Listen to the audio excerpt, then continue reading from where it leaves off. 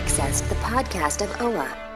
Located deep within Sector 14845 and powered by the Emerald Light of Will, the podcast of OA is your guide to the Green Lantern universe. Hosted by Lantern Myron Rumsey, the podcast of OA begins now. Hey, fellow Green Lantern fans, this is episode number 190 of the podcast of OA. I'm your co-host, Myron Rumsey, and joining me tonight is our good friend, Phil Bova. Phil, you and I have got a lot to talk about tonight. We're going to be doing something a little bit different. This whole episode is going to be geared around Yalan Gur and the Snyder Cut. Excellent idea. I love it. Love the character, so it's going to be a fun episode. Yeah, I'm excited. We're going to be talking a little bit about Green Lantern Volume 3, number 19, which is where Yalan Gur first appeared. And just as a note ahead of time, this is an issue written by Gerard Jones. So if that bothers you, I don't know how to advise you there.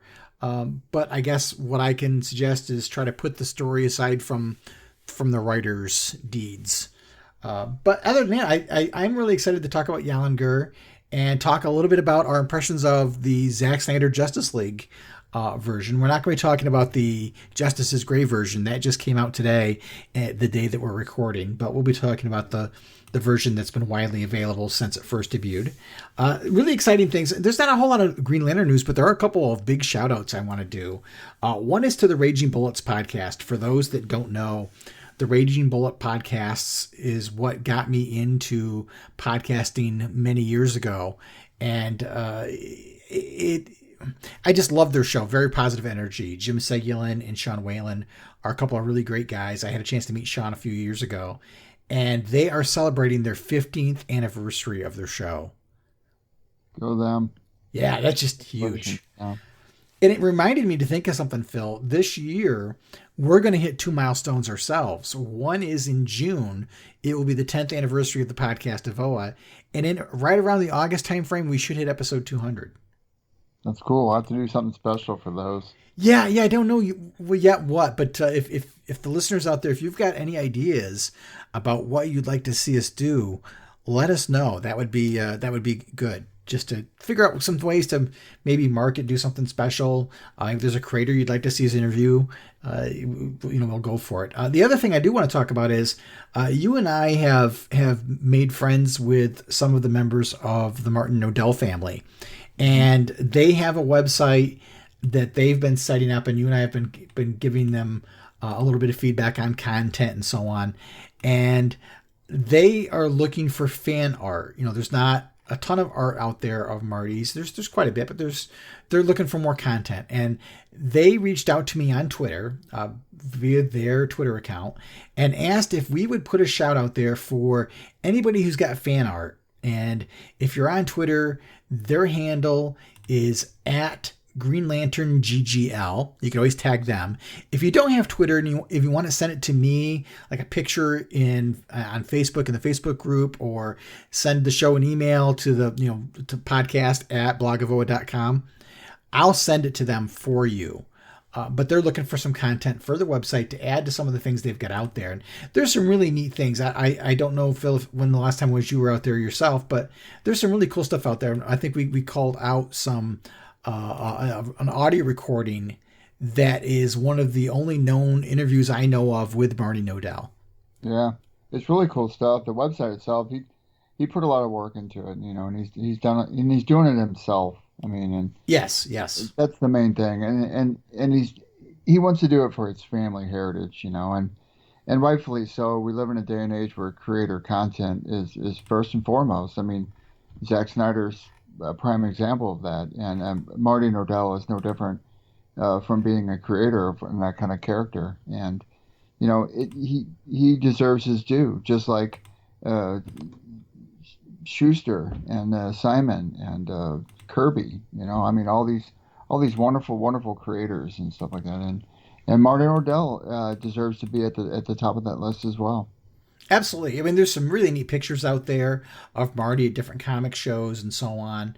And there's just some really neat things. And the family has reached out and asked us if we would give a shout out on the show and kind of do a call out for fan art. So if you've got something out there you'd like to share, Please either put it on Twitter and tag them in it, or email me the artwork and I'll get it to them. I'd be happy to help out. Yeah. So anyway, we've got some neat stuff to talk about today, and there is a tie to Marty Nodell when we start talking about the issue we're going to talk about. There's a definite tie to Marty Nodell. So this is a really kind of a very cohesive show. All of our content's going to tie together. Mm-hmm. I agree. After I read that issue, I was like, wow, everything's just kind of neatly packed into what we're talking about tonight, and it all centers around Yalan Gur. Yeah. And there's one other thing. You and I tend to agree on a lot of things. But there's something coming up that I think you and I are on the opposite sides of the fence for. I saw today earlier you posted your Team Kong. Just so you know, the Rumsey family is 100% Team Godzilla. That's fine. I'll eat it. I just see a lot of praise for Godzilla, and it's like, you guys are cutting Kong short, man. They're if they're going off the Kong that was in the last couple movies and stuff. It's gonna be. I can't wait to see it. It's gonna be fun to watch that one. I'm excited. My wife is a big Godzilla fan, and I had told her what you posted on Twitter, and she goes, "Well, remember, even though Phil is Team Kong, he is entitled to his wrong opinion." Accurate. But I wonder, though. I mean, with the magnitude of that movie, and you're gonna have those two behemoths face off. I mean, you can't exactly have one killing off the other. I think there's gonna be some kind of draw. I think so, where there's going to be a third combatant added to the mix. And just like every other superhero team up, they're going to fight each other for a while, and they're going to team up against a third party. Yeah. Mothra. Maybe Mothra will show up. Well, Mothra was in the last one. I don't know. I have the score for Godzilla King of the Monsters, and I just love listening to it. So we're very much a Godzilla household here. We have all the DVDs of all the original movies and so on. So we're psyched for the end of the month for that. Not as psyched as we were for Justice League. No, definitely not. But it's still going to be a great movie. At least as far as I'm concerned. I think my wife is more psyched for the Godzilla film. But well, to each their own. Yeah. I'm just glad that this and the Justice League are available on HBO Max. I don't know about where you are, Phil, but here the movie theaters have not opened up. I think I'd have to travel well over an hour to get to a movie theater. Yeah, it's the same way over here. Yeah. These streaming networks are going the way that people want right now, and the comfortability of the theaters will come back. You just got to give this thing time. Right. All right, my friend, we will be back in a minute or two. You have a Know Your Core. Gee, I wonder who you're going to be talking about. Gee. So we'll do a Know Your Core, and then we'll be back to talk about Green Lantern number 19 from Volume 3. Listen up, Lanterns. It's time you took the oath with Green Lantern John Stewart. In brightest day, in blackest night, don't let the podcast of Oa escape your sight. Let those who worship evil's might beware my power. Green Lantern's light.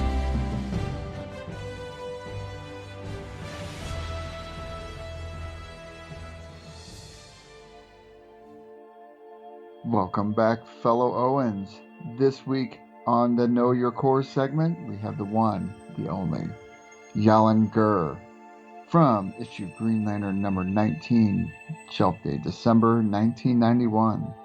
Created by Gerard Jones, Mark Bright, Joe Staton, and Martin Nodell. Those are all creators for his first appearance in the issue. Green Lantern of Space Sector 2814. Yalan Gur was a member of the Green Lantern Corps and noted as one of the greatest of the servants of the Guardians of the Universe around 2,000 years ago. At the time, he was stationed at his home space of Sector 2814, where at one point he came under attack from a yellow beast that nearly killed him due to his Green Lantern power rings flaw. This led to the Owens questioning if they should risk their greatest Green Lantern on such an arbitrary weakness. Ultimately, they decided to remove the yellow impurity from Yalan Gur's power ring, alone in the belief that he would remain their faithful servant. And there you have it, folks. Green Lantern Yalan Gur, first official appearance in a motion picture format on Justice League by Zack Snyder.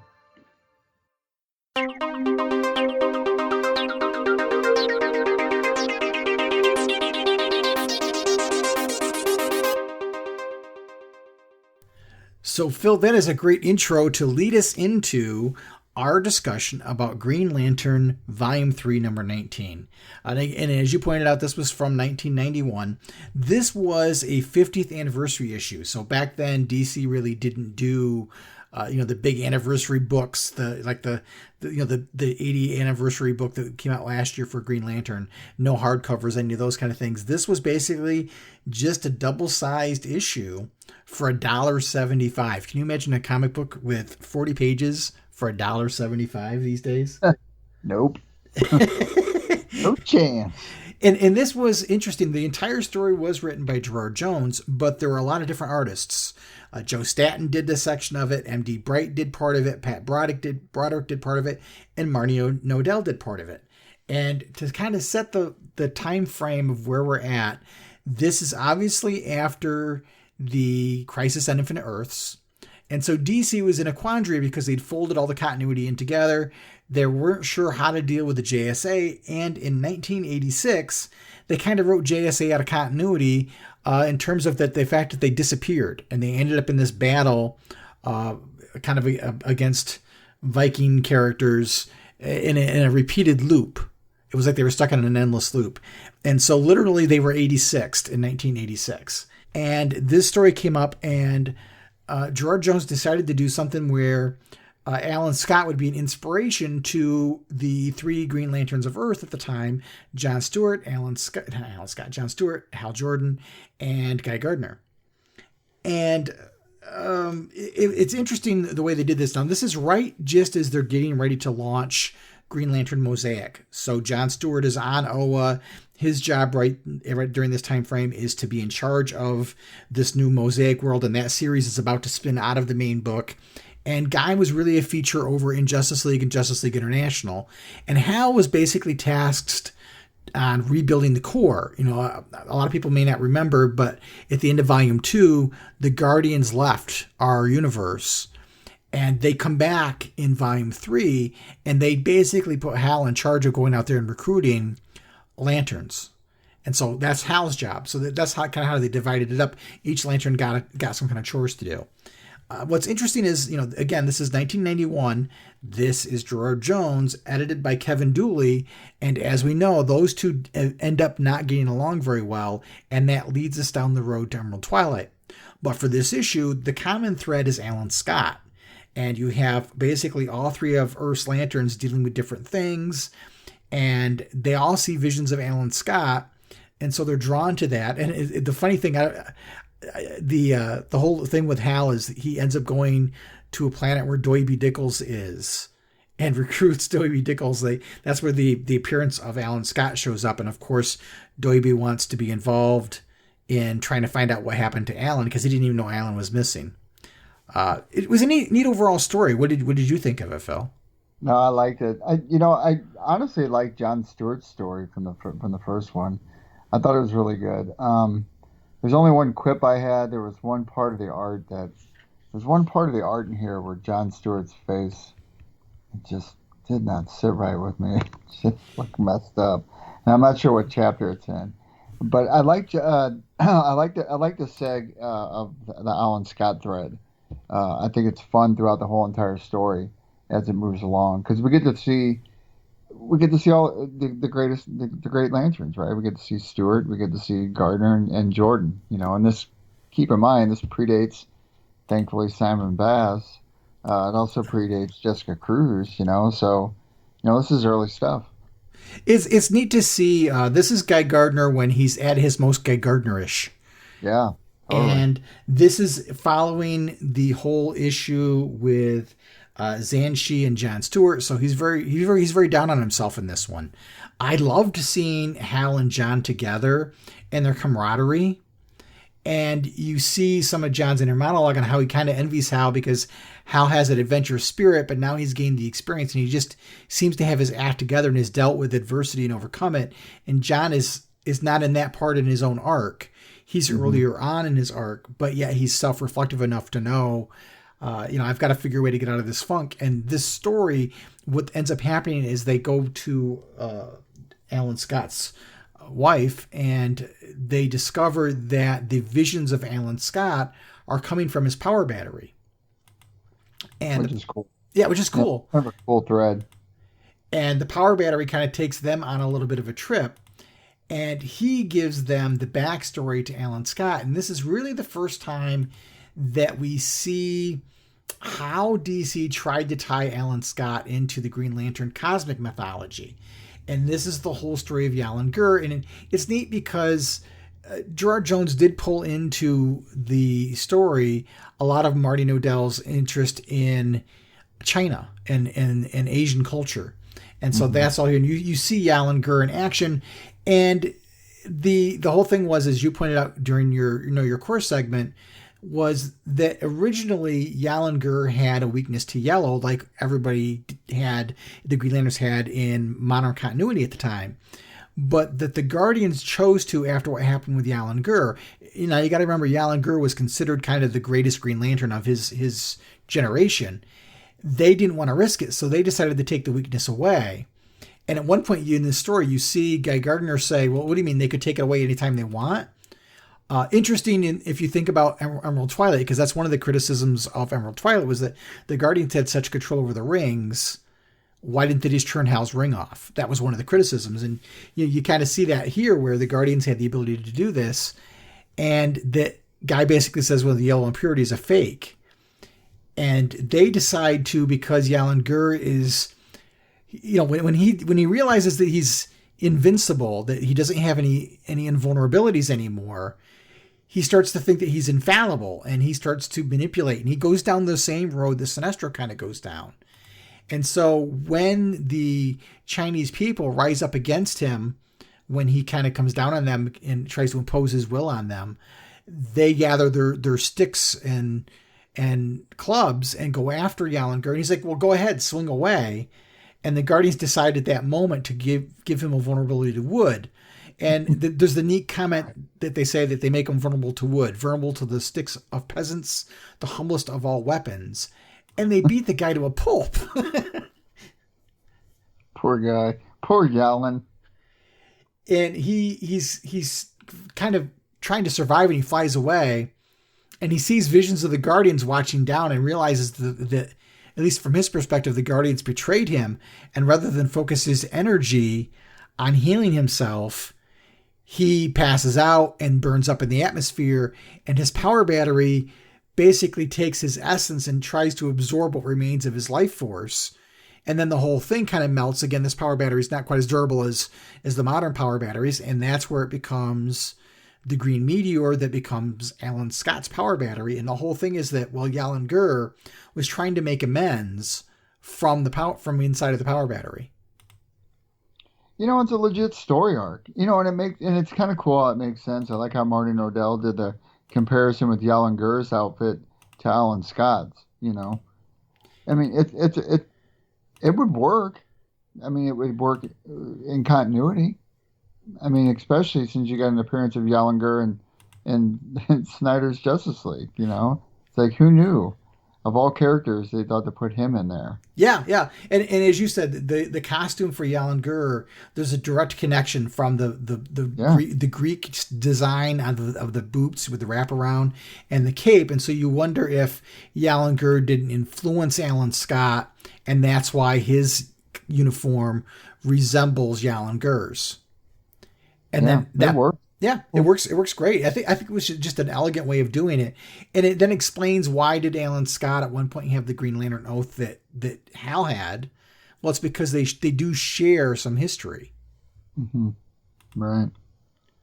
So I thought that was really, really cool. And in the end, it ends up with the three Green Lanterns saying, well, we've got to find out what happened to Alan. And they learn a lesson from the tale of Yalan Gur that helps each one of them overcome their situation. John feels like, am I really the right one to be dealing with this mosaic planet? And he basically walks away with a new sense of determination and not looking at his scars, which is nice. Mm-hmm. And Hal he goes into this story thinking, I'm burdened with this task of rebuilding the core, and I'm rebuilding it the way that I think it should be, and maybe I should just let it be what it's going to be organically. Yeah, and then Guy Gardner flies off in good old-fashioned Guy. Yeah, he basically says, I didn't learn nothing. What a dreadful man. Poor guy. He's so misunderstood. Well, in this one too, they don't. Gerard Jones doesn't really give you any reason to think any different. But as he flies away, he thinks to himself, I've got something to prove to myself. Yeah, well, nothing wrong with self-assurance and taking a mission to cope with that. Yeah, I loved it when Hal goes to the planet that Doiby Dickles is on, and basically, long story short, Doiby Dickles ends up marrying an alien princess, and so he becomes the king of the planet. And so when Hal gets there, the entire planet is modeled after 1940s Brooklyn, and they all talk with the stereotypical Brooklyn accent, which it's hysterically funny. And they take him to the Dodgers game. Or was it the Dodgers? Yeah. Yeah, it was the Dodgers. Which is cool. When's the last time Doiby Dickles been around? I don't think we've seen him other than in the 80th anniversary book in that flashback story. It's funny. Now, to piggyback a little bit off of this, there was another appearance of Yalan Gur. He only appears twice. Right, that was the first appearance, and the other was in Green Lantern Corps Quarterly #7 from 1993. Now, again, we've talked a little bit about Green Lantern Corps Quarterly, but at the time, DC was invested in Green Lantern, kind of like they were during the Johns run, in that you had the Green Lantern book, you had the Mosaic book, you had a guy over in his own book, and Green Lantern Quarterly was an anthology series where every quarter they would come out with this oversized book. They would give you different tales, and there's a story in there that ties together the Empire of Tears and Yzmal, and their defeat at the hands of the Guardians and the Green Lanterns, and their essence goes into space and becomes the Starheart. And in this story, it talks about how the Starheart is traveling through space, and it's looking for a champion to create a champion and yearning for some measure of freedom. And it senses and goes to Yalan Gur in his moment of death and merges itself with Yalan Gur and the power battery, and that's how the Starheart gets added to the mix. That kind of aligns with this one, that we just read. Yeah, it actually acts as a sequel and still embeds itself. What's really interesting is that story was written by Ron Mars. Oh, curious. So it's some of his early DC work, because again, this is probably a good year away from when Emerald Twilight kicks in. That's really, really interesting. So interesting stuff. Yalan Gur, definitely interesting character. Obviously, that story does not line up with what happens in Zack Snyder's Justice League. Cue up the segue, which is what we're going to talk about in a minute. All right.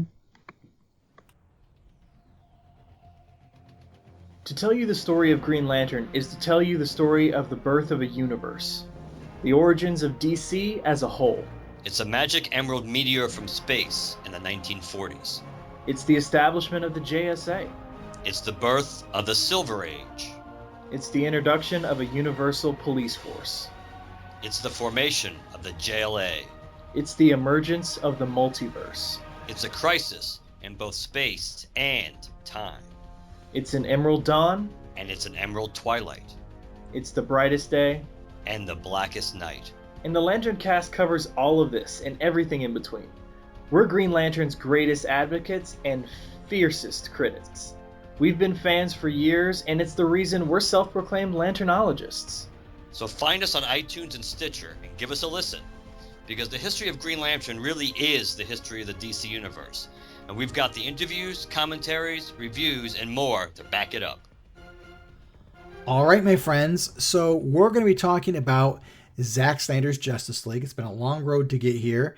And if you haven't watched the movie, we're definitely going to be talking about plot points and spoilers. So if you haven't watched it and you're going to watch it and don't want to be spoiled, you might want to skip the rest of this episode, because we're probably going to get into some pretty big detail here. Needless to say, this has been a long road to get from the Justice League we saw in theaters to this version, and think what you will of the Snyder Cut movement. It certainly proved to Warner Brothers that they was interested in seeing Zack Snyder's vision of what he saw in the film. And what we got was a 4-hour extravaganza. A couple things I want to start out with right away, Phil, is What did you think about the running time chapter structure? And what did you think about the aspect ratio? Because this is in the traditional 4:3 aspect ratio rather than letterbox or widescreen. I liked it both. I thought it was well done. I thought that the way the chapters were broke down helped it flow. It didn't feel like, I mean, I'll be honest with you, I didn't feel like it was 4 hours. It just, to me, it just felt like it sagged by really, really easy. As far as the aspect ratio goes, I mean, it didn't really bother me because I was prepared for it. I would like to see a widescreen version of it, so I'm wondering if at some point they would release one. Yeah, I know it's going to be coming out on home media, but I don't know whether it's going to be widescreen. And I kind of wonder, what I read somewhere was that they did that for IMAX, for playing it in the theaters. But I also wonder if, because there was some CGI work being done, did it save them some money by the screen being smaller? I mean, that could possibly be, but I've also heard that the way Zack Snyder filmed it, from the content that he had the first time, that it was filmed in this aspect ratio on purpose. Oh, gotcha. Okay. I don't quote me on that. I think there was an article I read somewhere on why it was chosen for that or something, and I think that was his choice. I mean, it shows more of the movie, whether people realize it or not. I thought it would take me out of it a little bit, but really, once you got absorbed by the movie, I didn't notice anymore. No, me neither. Which is interesting. I agree with you. The chapter structure, I think, helped the movie move along. It did not feel like a 4-hour movie. And I think that the reason why it was broken into parts was, I don't know if you remember, but early on, there was talk about releasing it in chapters versus one big movie. And I think when they decided to go back to one big movie, they left the chapter structure in there. But I think it really worked when it comes to that. Well, if you think about it like this, I mean, like, a lot of people were railing on, I mean, when this was coming out, a lot of people were railing on how long it was going to be. And I'm trying to understand the dynamics of why they would I mean, Lord of the Rings and like those kind of films were long in their nature. The Avengers was 3 hours, and Endgame, it's like, it wasn't, to me, actually, I'll be honest with you, it felt like Endgame was longer to me than this one was. And I think it had a lot to do with how he had it cut and how he had it broken up in those segments, Yeah. Especially with the addition of the epilogue. I thought it was, I mean, I felt like I was actually watching a story unfold, a telling story. And I hate to say it, but when it comes up against the comparison against the other one, you can see just how big of a difference there is. I mean, there's just a night and day. Right. Now, I mean, Zack has the luxury of he's got 4 hours to work with and didn't have to be cut down to 2 hours like, Warner Brothers originally wanted, which helps, I think, in a great regard. But overall, I thought that this movie was, as you put it, was a much richer experience. That there were things, specifically Cyborg's overall arc and some things with the Flash. Those two characters kind of got the short end of the stick because they and Aquaman hadn't been really introduced to the audience per se, and all three of them got some specific moments, and probably Cyborg the most out of any of them. Yeah, I'd agree with that. I mean, it was nice to see them get full-fleshed content. I mean, those individual parts just made perfect sense. I mean, even Cyborg's alone was. It just felt like I don't even like the character. I mean, that's just it. Like, I've never really been a big fan of Cyborg, but his whole story was compelling all the way to the end. I mean, just his interactions with the people and the team, it felt like it was more true in nature than the prior movie. Mm-hmm. I've always liked Cyborg as a character. I always felt he had so much potential. I think even more now so with the whole concept of man versus technology. There's so much storytelling that can go on there, but the dynamic between him and his parents, I think that adds a lot of layers to it. I just think it makes him a much richer character. There are a lot of people that don't like him being in Justice League. They'd rather see him stuck with the Titans. Not that that's a bad thing. It's not, when I say stuck, I don't mean stuck is a bad thing. I mean, left in with his original group that he started with. And I get it, but I think he also works well with the Justice League. I think he's a good enough character. It's a shame that they haven't been able to find a writer who can really grab that character and do him justice in a solo book. But maybe he's not a character that does well. on his own. Maybe he needs to be in a team to be successful. But I enjoyed that. I also liked some of the scenes with Barry Allen that we didn't get to see before. There's been some conversation about the whole scene with Barry Allen and the hot dog. Oh God! And that whole thing. And there was some criticism about the scene being a little air quote cringy because of the non-consensual touching of the young lady. And I think one thing that might have been helpful is if they had let the audience know that was Iris. I mean, yeah, there wasn't any indication it was. That didn't come out until like the press stuff afterwards, you know? Right. And I don't think that helped in that regard. I think if they had realized this is the first time that Barry really gets to see Iris and he falls in love with her, then that might have made it seem less cringy. Did you catch the Easter egg in that scene, though? I don't think I did. So you know how Iris is in that car and she gets hit by the tractor trailer? Right. If you go back and look at it, the tractor trailer had a logo for a produce company called Gardner Fox. I didn't catch that one. That's funny. Which I thought was really cool. That was neat. The other thing I really liked was what this movie did for Lois Lane, because I felt like in the theatrical version, Lois Lane was reduced to a plot device to help Superman get back. I knew you were going to say that. I was going to bring up the same thing, man. I knew you were going to say that. That's funny. Now, did you think this is a conversation my family and I got into a conversation about when we rewatched it yesterday? Do you think that she's pregnant yet? Well, I mean, they showed that scene where she had the pregnancy test in the drawer. Mm-hmm. Well, we were having a conversation. My wife thinks that when Lois put the press ID badge back in, she grabbed the pregnancy test, and that's why she went to the bathroom. That she was testing herself. That's right. She did go right to the bathroom, didn't she? So that's what she was thinking. And we know that, originally the plan was this was chapter 3 in a 5-chapter saga that Zack Snyder wanted to do, and that Man of Steel and Batman vs. Superman were chapters 1 and 2, and this was chapter 3. And in this story that he had planned, in those whiteboards that came out with all of the plots and stuff, was that Lois Lane was going to have a child, and that in the end, what was going to undo the nightmare sequences was Batman sacrificing himself to save Lois, because in the continuity in the story they were going to tell, Batman fails to save Lois, and that's what sends us down the whole injustice arc, essentially. And so Batman was going to sacrifice himself, and that Lois Lane and Clark Kent's son was going to become the new Batman. I mean that works. It's kind of an odd play for a Superman's son to become Batman. Yeah, I thought it was a little strange. And there are a lot of things I like about Zack Snyder's ideas and his storytelling. There's some things that don't resonate with me so much, and that was one of them. The other was that he was going to have Batman kind of fall in love with Lois Lane. Yeah, so that I'm not too big on. That's never been a thing in DC. Right. Yeah, we don't need to tap into that.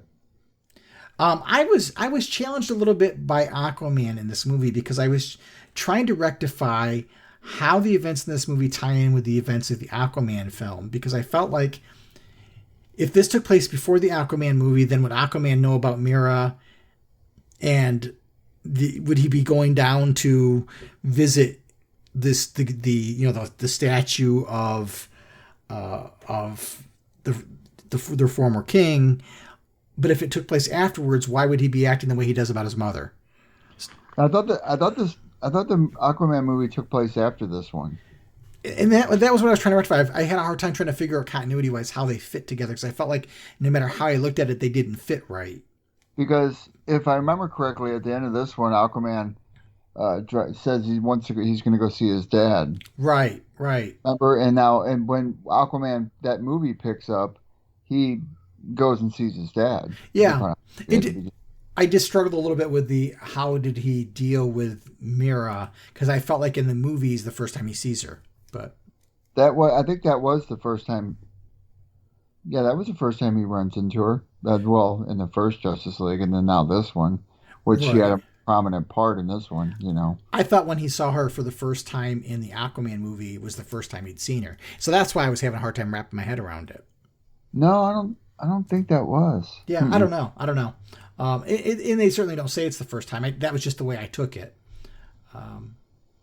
What about the Superman Alfred scene? I thought that was just a great scene to have added to this whole entire movie. Yeah, I liked it. I remember back when the trailers were coming out, people saw green reflection in Alfred's glasses and thought that was Green Lantern showing up. Yeah, I remember that. But I think it works. Now, I know that the whole black suit thing is an ode to the comics. I couldn't figure out why, in the context of the film, why Kal-El chose that when there was a red and blue suit there. I couldn't figure out his reasoning, and it was never explained. Did you come up with any rationale other than it was an ode to the comics? I mean, that would be the only one. I mean, knowing his character, he wouldn't have passed it up on purpose unless, I mean, but he did take it and put it on and fly directly up in the sun. And, we all know that the black does absorb heat. So maybe there's a science reason behind it. Maybe. Yeah, we don't know. I'm one of these kind of people, after I get in and watching a movie a couple times, I start asking myself, well, this might not make sense to me, or does this make sense? I start analyzing the movie, not necessarily critically, but necessarily all the time. But I did have some questions as I was rewatching it last night. I was making some notes, and I'm like, wait a minute, well, why did he pick the black outfit? I mean, we as comic fans know that that's an ode to when Superman, air quote, died during the death of Superman, and he comes back and he has the black suit. It makes sense from that regard, but story-wise, in the context of the movie, how did it make sense? And I couldn't get anything there. And the big thing for Green Lantern fans is there were 2 Green Lanterns in this movie. One was Yalan Gur, who we're celebrating in this episode, and we get to see a lot of different footage of Yalan Gur this time around. He goes toe-to-toe with Darkseid. Not for very long, but he does. Poor guy. Gets his hand cut off.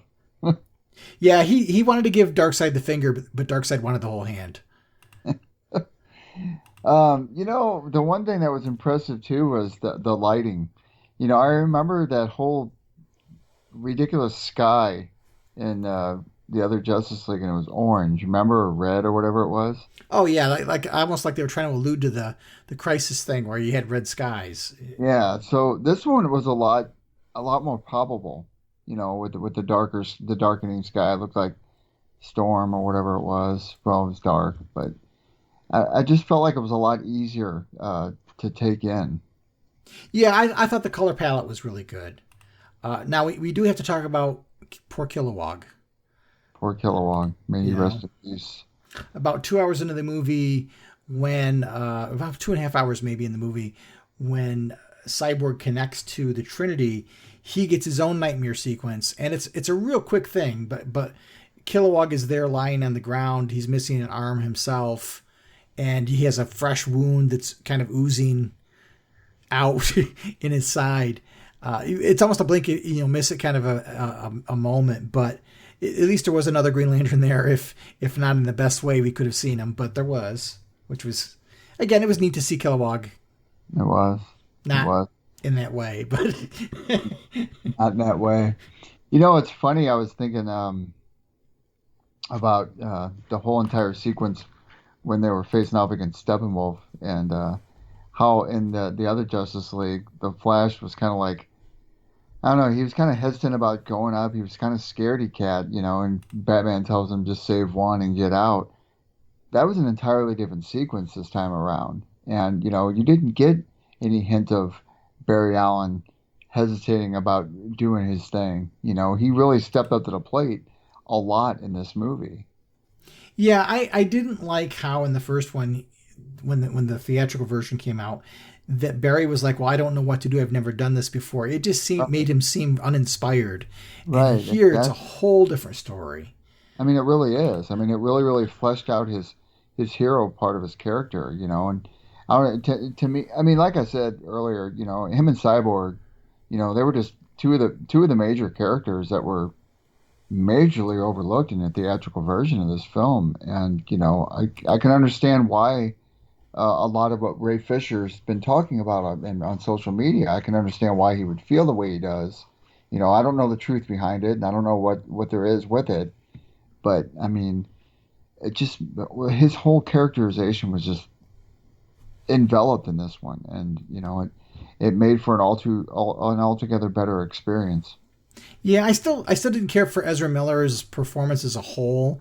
He comes off a little too dorky to me, but He's okay. He's okay. yeah, it's still better than the theatrical version, but he still kind of rubbed me the wrong way.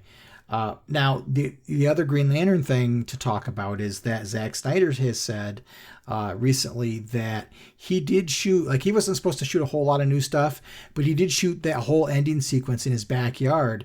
And originally, the conversation that we see in Zack Snyder's Justice League between Martian Manhunter and Batman at the end of the movie was originally supposed to be Jon Stewart.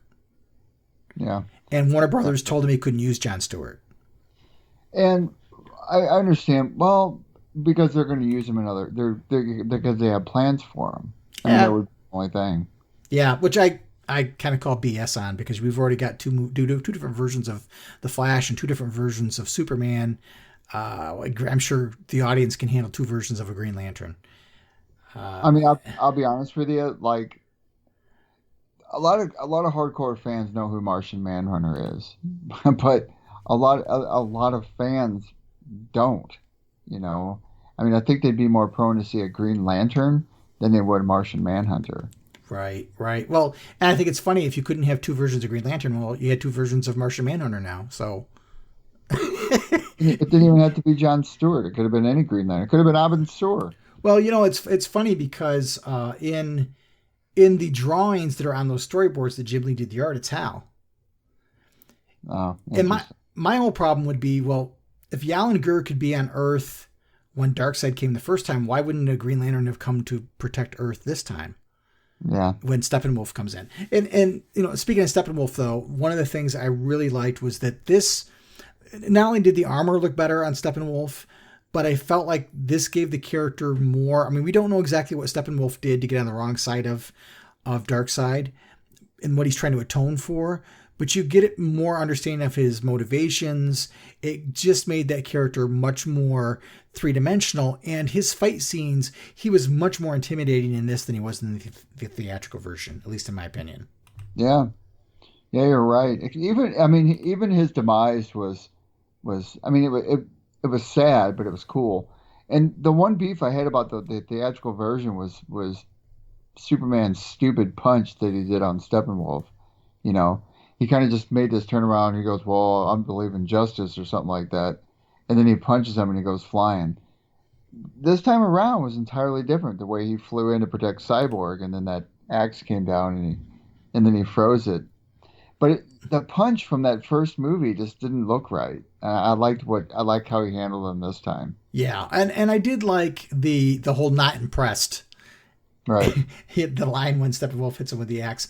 And then there was almost, I got to rewatch it, but I felt like he was kind of smirking at Darkseid when they were looking through the portal at Darkseid, and on the other side, like, yeah, you know, come on, let's go at this. Like, that was a really, really cool scene, the way they were just staring at each other, you know? Oh, yeah. Like they wanted to go, you know? I thought that was neat. Now, to go back to the Martian Manhunter thing, there were two things about the Martian Manhunter that bothered me. One was I felt that the scene between Lois and Martha was stronger when it was Martha. Mm-hmm. And two, if Martian Manhunter's here, why did he wait until after Zod came and almost destroyed the Earth, and Doomsday came, and Steppenwolf came, before he finally shows his face when Lois is sad? Let alone Earth. Well, and let alone at the end when he says, you know, the time will come when you'll need me or something. Right, like I think that already happened. What the hell? Thanks a lot for the help up front now. You know? I'm sleeping and you got to come wake me up to tell me this crap, and we just got done fighting this battle. And, you know, a lot of people talk about how they don't think that Zack Snyder's movies have a lot of humor in them. I thought there was a lot of interesting, lighthearted moments.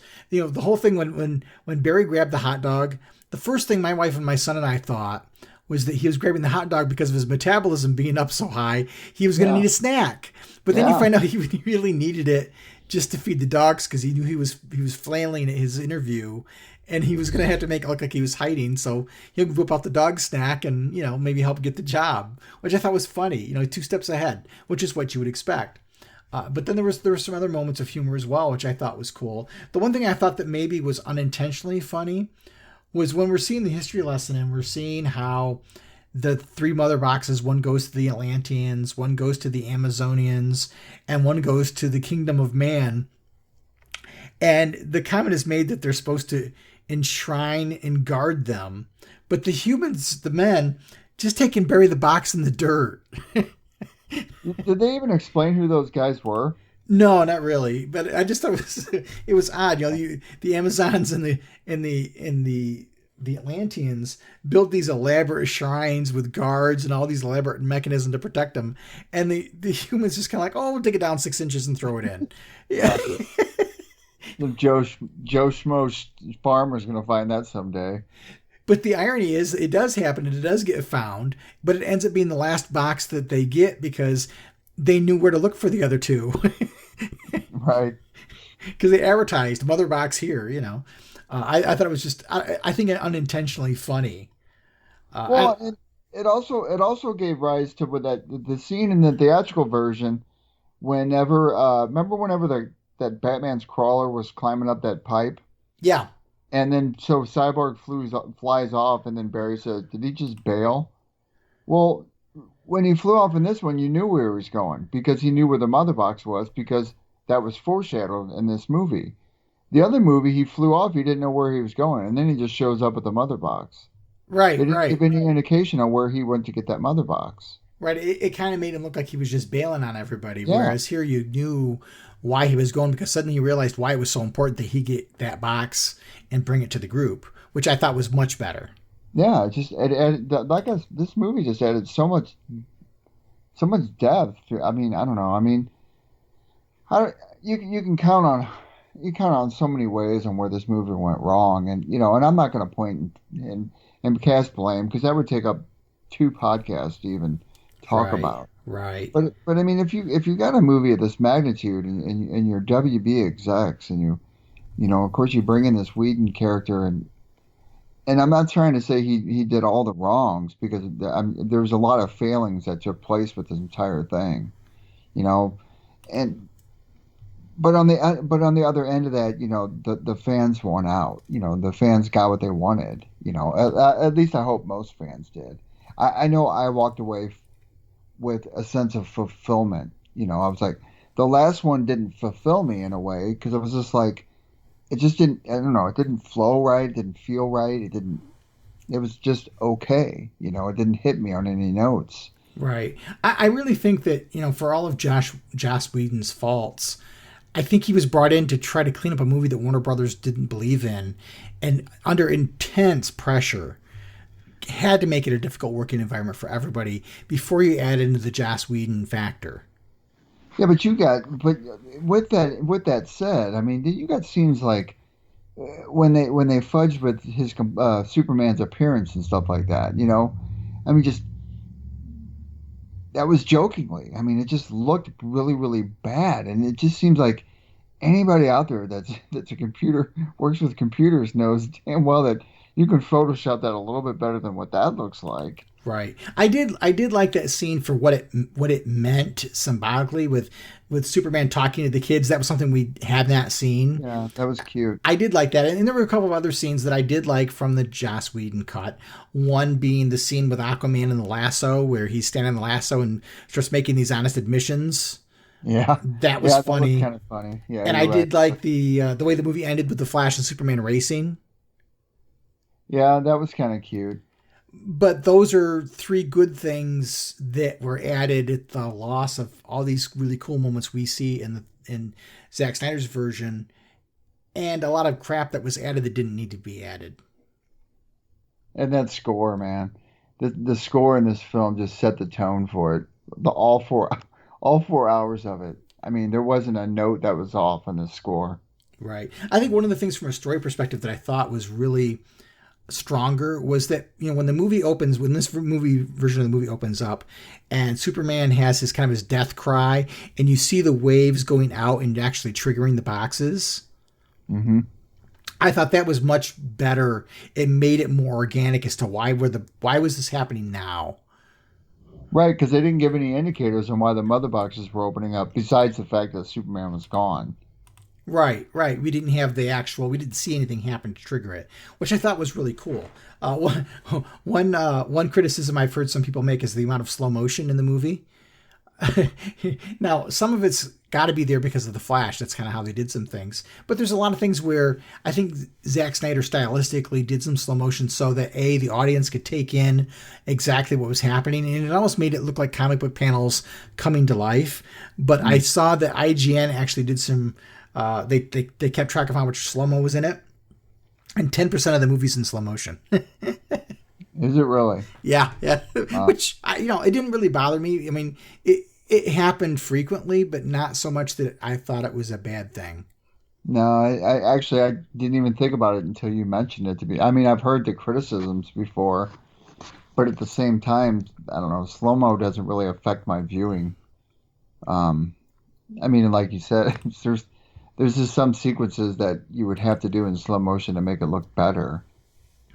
Right. If you did the action fast at the speed at which these characters move, you wouldn't be able to take in the artistry that was being done to create them or see exactly what was happening. Yeah. So I'm okay with that. There were a few things that I noticed after the second watching. Like, I didn't realize that Ares was in that fight. And I don't know whether I missed it the first time, but... What else? Anything else? There were a few other Easter eggs. Obviously Ryan Choi. Mm-hmm. Ryan. Yeah. And Crispus Allen. Where was Crispus Allen? Crispus Allen was there in the scene that takes place in Gotham City PD when you first see Commissioner Gordon. He doesn't call him Crispus Allen, but he calls him Crispus. Oh, I didn't catch that one. Good one. And Good catch. One of the cool ones I saw was and I don't know whether this means to be what it looks like, but the scene where they're all trying to deal with Superman after he first comes back, and there's that whole fight at the Monument Wall. Mm-hmm, there's a scene where basically Superman diverts his attention from Aquaman and Wonder Woman and Batman and turns or maybe it was Cyborg, I don't remember which one now, but he turns his attention to the Flash, and he knocks the Flash into the wall. And you see a close-up of Barry there with the wall behind him, and right next to his head is the name Ben Parker. Oh, no kidding. And I don't know whether that's intentional or not, but I thought, wow, that's a bizarre crossover. Huh. Didn't even know. I wouldn't have caught that at all. So... one of the $1 million questions coming out of this movie is if they were to have done the other two parts, how would they explain Clark Kent coming back? I mean, I don't know. I mean, because he was presumed dead in those buildings, right? Well, no, he wasn't presumed dead. He was actually buried. Oh, that's right. He was actually buried. That's right. 'Cause Perry White. I don't know. Superman was an empty casket was buried for Superman, but Clark's body was buried in Kansas, and we saw his funeral. That's where they dug him up too. So everybody knows he's dead because there was a body to bury. Yeah, I don't know how you'd explain that. Well, of course, if you're going to follow continuity, I mean, he's already told everybody who he is. Right, and maybe that's what they do. Yeah, I mean that would be your out. I mean, that would be your easy play to make. I'm Superman. I doubled as Clark Kent. I mean, he's come out in the comic books. It would align itself in continuity. True. What did you think about the anti-life equation being on Earth? No, I thought that was cool. I mean, that just leads to your next parts, right? I mean, that's the whole purpose of why Darkseid wants to come to Earth. I mean, get the Armada ready. So the question I heard was, if he knew it was on Earth, why didn't he just come back a long time ago? Well, but he couldn't because the mother boxes went dormant. Remember? Right, but he's going to use the old ways now. Why didn't he use the old ways then? I don't think he knew. I don't think he knew what planet it was.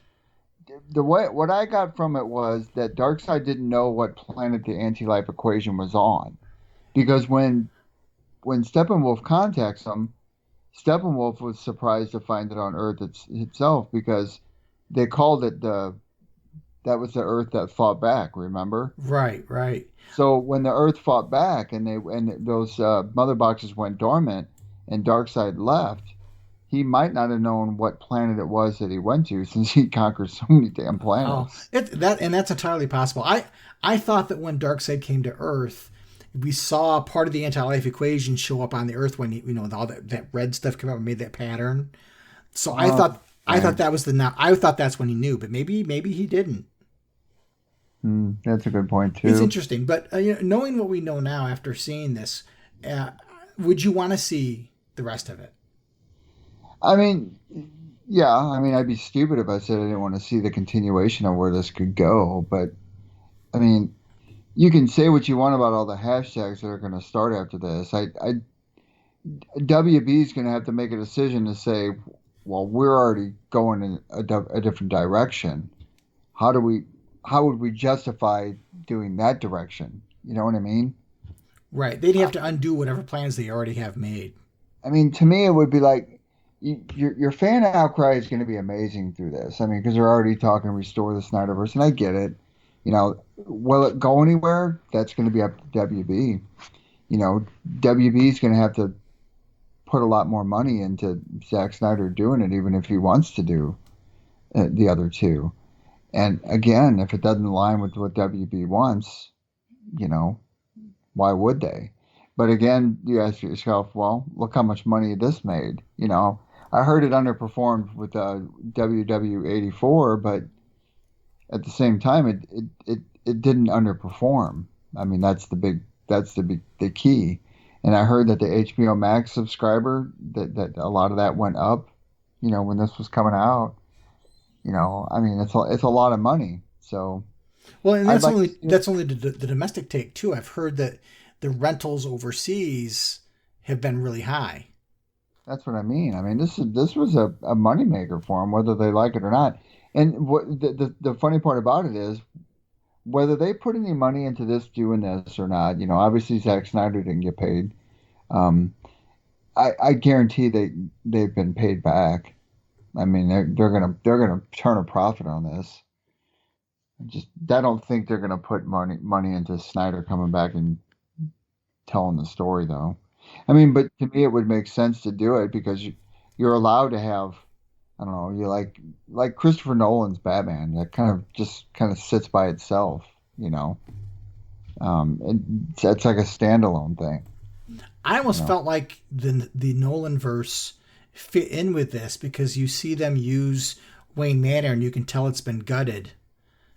I kind of wondered if that was the same Wayne Manor from the Nolan movies and this is just further down the road. I mean, yeah, you could align it like that.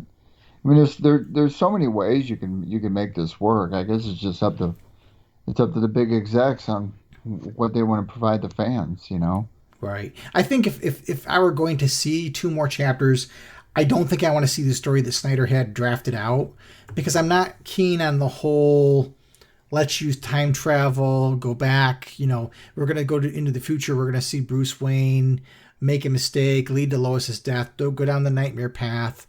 The Flash goes back and corrects things and undoes a couple of deaths. I don't know if I want to see that. I don't want to see Batman and Lois Lane romantically linked. So I'm not so interested in that, but there are elements that I would have liked to have seen more of. I would like to see what he was going to do with Deathstroke. And how he was going to build that up a little bit. There are certainly elements that I hope that Warner Brothers doesn't abandon. No, me too. I mean, that's like asking for. I mean, look what this movie's a prime version of their failure. I mean, granted, you got to. I don't know. If you ask me at the time, if nothing would have went wrong, if this movie stayed on track. They would have finished whatever they had done, and Zack Snyder would have made his film. Let's say it was 3 hours. Even 3 hours of this far outweighs what they did with the 2-hour version that came out in the theaters. Right, and I know that they're saying that the theatrical version is the canon version, but I guarantee you, in a large percentage of the fandom, the Zack Snyder version is the canon version. Oh, definitely will. I mean, it just everything in this one fit more in like a puzzle piece than that last one did. I mean, to me, the last one. I mean, every time I was watching this, I just kept on going. my wife was sitting there. I was like, well, that didn't take place in the last one. Well, this whole entire sequence wasn't in the last one. That whole hour right there, definitely not in the last one. And stuff like that. And I'm just amazed by how much stuff was actually cut. But then again, I'm not the movie maker, man. So whatever. Yeah. I loved it. I'm glad that we all got to see it. I'm still blown away by it. I can't wait to watch it again, and I can't wait for Clark to watch it when he gets older. Yeah, I expect that the sales for this on home video are going to be pretty high. I think they're going to make a lot of money just on the Blu-ray, 4K Blu-ray releases. Oh, I'll buy it. I know I'll buy a copy of it when it comes out. Definitely. Oh, yeah. And, this isn't the first time they've done something like this. I mean, there was the whole reversioning of Superman 2 that they did. Yeah, the Donner Cut was done. Speaking, the Donner Cut's a lot better than the other one. I mean, you can see where the differences are, and it makes sense from a storytelling perspective. And it's nice to see WB, taken from that and righting the wrong, I guess you can say. Yeah. I mean, there's been some toxic behavior related to some of the Snyder fans, but I think when you get any large group of fans together, you're always going to have some people that go to the extreme. And I wouldn't want to punish all the people who did this with good intent and raised money for suicide prevention and were just lobbying to see Zack's vision with good intent, for that to be overshadowed by some people who had to get overly emotional about it and attack people. Well, at the end of the day, I was kind of wondering, like, when the other movie came out, it got railed hard, but it got hit by a lot of different things. The movie had a lot of issues. It didn't make money. You could just kind of like the Green Lantern movie. I mean, it just had a lot of things going on that didn't match up. A lot of what I've been reading so far are just people nitpicking at certain things now. Okay, so when I take nitpicking as in, okay, now you're just trying to find little things wrong with it, because you're trying to defeat the purpose on the fact that you actually liked it, but you think it's your duty to find small things wrong with it because you want to be some form of critic about it. And Right. that's fair. And that's totally fair. I get it. I do it too. But at the end of the day, I am willing to bet that a higher percentage of people, if you put this up next to that other film, you can't tell me somebody's going to say, I like the other one better. And if they do, I honestly want to hear what they have to say about what factors were better from the other one compared to Snyder's. To me, it wouldn't seem like it would even add up. And the other one doesn't even exist to me anymore, because it's always going to be referred to as the other one. But I'd like to see, after some of the smoke clears from this coming out, I'd like to see the percentage of the fans that actually that like this movie more than the other one. I want to see what the numbers are. I find it hard to believe that there's any. You can be a Snyder hater and that's fine. Then you shouldn't watch the movie. If you don't like a director, if you don't like a producer, I mean, why would you watch their films? I mean, it's just kind of asinine. I don't like Whedon. I liked his Avengers. I can tell you right now what he did with the Avengers. That was brilliant and that was awesome. What he did with Justice League, I don't know what the dude was thinking, because those are two totally different movies, yet they're the same kind of content. Weird. Right. Yeah. I mean, supposedly, some of the things you hear is that he came into the Justice League with an axe to grind because Age of Ultron didn't do that well, and he was under intense pressure, so he couldn't do things necessarily the way he wanted to. Much more studio interference than there was on the Avengers. All of that was a recipe for disaster when you add all of that and Joss Whedon's past tendencies. You add all that together, it was a recipe for failure. But I agree. Some people are against this just because they want to be against it, because they don't want to see the fans succeed. You've seen a number of articles talking about this as rewarding bad behavior, and it's showing what's wrong with our culture, which I find laughable when you see what else is going on out there. But that's ridiculous. I mean, I don't understand, why would this be rewarding bad behavior? Well, they want to jump on the people who were insulting people and threatening people. That's what they're choosing to focus on. I didn't see anybody write articles about the bad culture when people will go after somebody who expresses an opinion that they don't like. To me, that's much more difficult than somebody lobbying for a movie they love and maybe being a little bit overly passionate. Well, and I would ask those same persons, those same kind of people that want to do that kind of behavior, to go up and ask Zack Snyder, you got what you wanted. Is it all because of the death of your daughter? I mean, how insensitive that is for people to be that way. Right. I mean, it was a horrible tragedy. Yeah. At the end of the day, I'm not saying everybody gets what they want, but if your child were to befall an unfortunate event such as Zack Snyder's child, how would you feel? I mean, come on. I mean, he was entitled to something, and he delivered. And at the end of the movie, it said for autumn. And I can probably never fully relate to what he and his family has ever went through, and I hope that I never do. But at the same time, this was a finishing endeavor for him, and a journey for life for what he went through, and that should be appreciated alone, regardless of the content of the movie. Absolutely.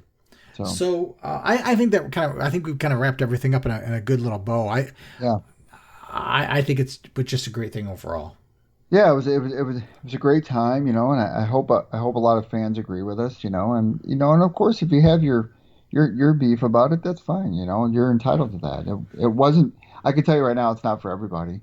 My dad was making quirks about the movie, because he's in his 70s, he's old school. He doesn't understand the Batman Superman, relationship. He just doesn't get that. I think he's trying to watch it, and but it's a little out of his time frame, and I just don't think it. Some fans you're not going to reach. No, and that's true. And I may sound like I was being nitpicky about certain things, but I watch these movies and I always go back after I watch them a second time and I start looking at the plot and trying to figure out things that I question. So yeah. I ask the questions of like, gosh, did I miss something? Did I not figure it out right, or was it something that I overlooked, or was it a faux pas in the script? Because that does happen. Right. But at any rate, you and I have gone on a little longer than we normally do, so I think we're going to skip the listener feedback this episode, and we'll just include that in our next one. All right, sounds like a plan to me. All right, my friends. Well, I hope you've enjoyed our commentary on the Snyder Cut, and that if you haven't watched it and you listen to the commentary anyway, this makes you want to go and watch it. Or, maybe you're waiting for it to come out on home video because you're not doing HBO Max. But I hope at some point you get a chance to see it if you haven't. And if you did watch it and you've got other comments to add, please send them to us and we'll put it in the next episode. You can become a part of the show by leaving a message up to 1 minute long on our voicemail line. Call us at 406-POD-OA. That's 406-763-6362. You can also email us at podcast@blogofoa.com. We'd love to hear from you. All right, my friends, we will be back in a couple of weeks. We will probably be talking about the new issue of the new series of Green Lantern, and we'll have your listener feedback. Well, I'm kind of looking forward to it, but I'm kind of not. So I'm skeptical. Yeah, I am too. And then be that as it may. Be that as it may. Until next time, treat each other well, keep that power ring charged, and make every day your brightest day. The Podcast of OA is the official podcast of the Blog of OA and a proud member of the Comics Podcast Network.